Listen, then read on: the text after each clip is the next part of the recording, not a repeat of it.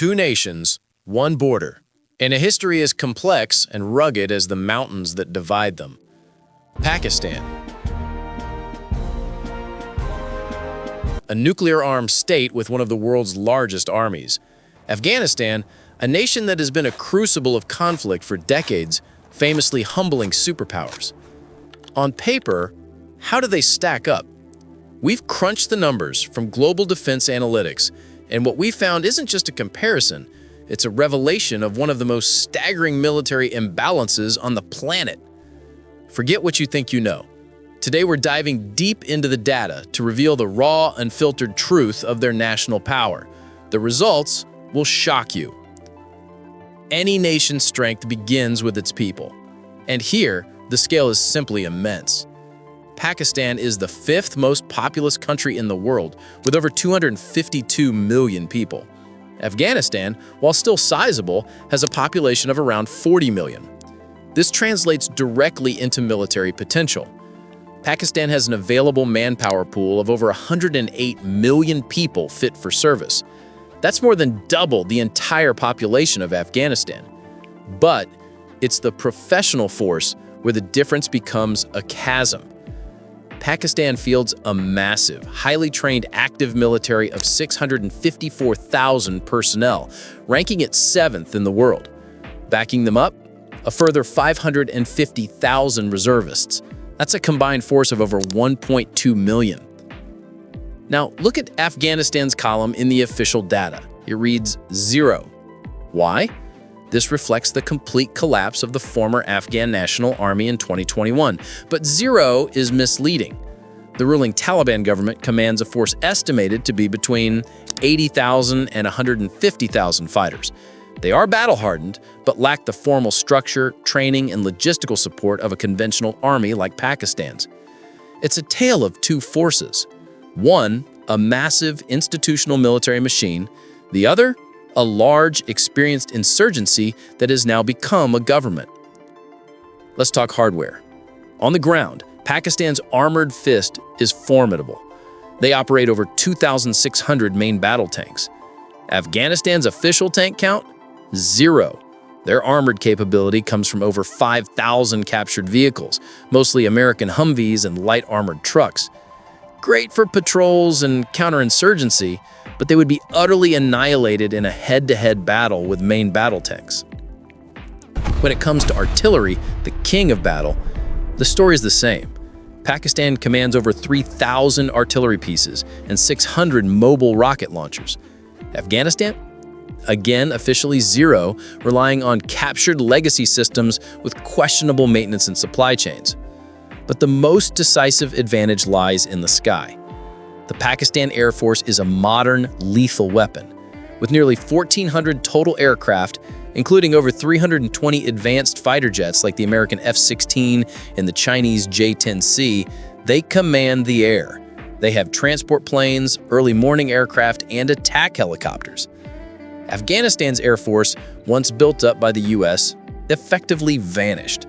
The data shows a total of just 9 aircraft and 6 helicopters. Most trained pilots fled, and maintaining the few remaining complex aircraft without parts or expertise is nearly impossible.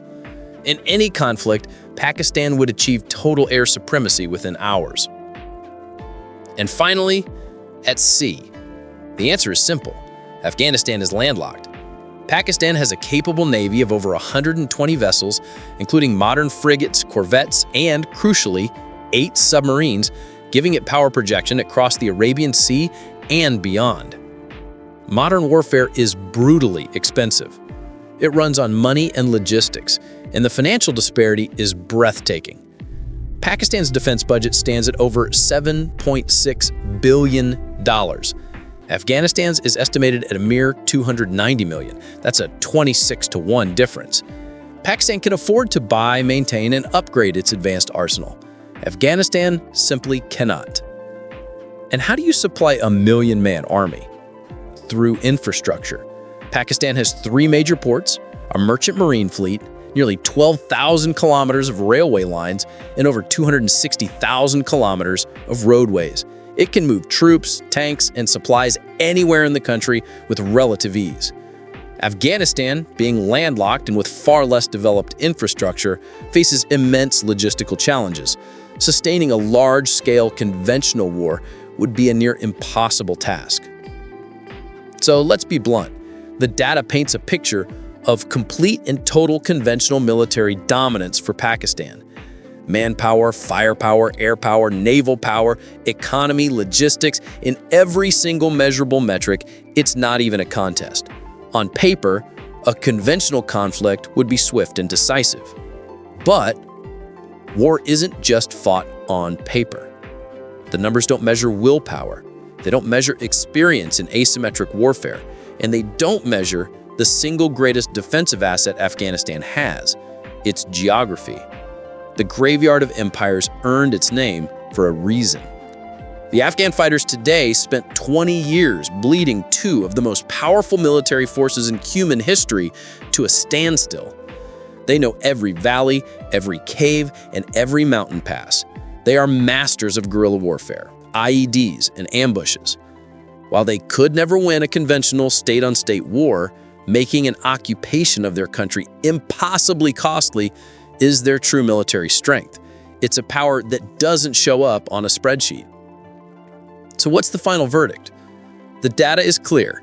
Pakistan possesses an overwhelmingly powerful modern conventional military that Afghanistan cannot hope to match in a direct confrontation. The disparity is one of the largest between any two neighboring countries on Earth. But the history of Afghanistan has never been about conventional power. It's a story of resilience and resistance. The numbers show a mismatch of force, but the history shows a mismatch of strategy. It's a classic case of the lion versus the wasp. The lion is bigger, stronger, and more powerful in every way. But that doesn't mean the wasp can't inflict a painful, debilitating sting. The relationship between these two nations will continue to be shaped by this unique dynamic: Pakistan's immense conventional strength on one side of the border and Afghanistan's unparalleled experience in unconventional warfare on the other. What do you think is the most important factor in this comparison? The raw numbers or the intangible experience? Let us know your thoughts in the comments below. If you found this deep dive fascinating, be sure to hit that like button, subscribe to the channel, and ring the notification bell so you never miss another analysis. Thanks for watching.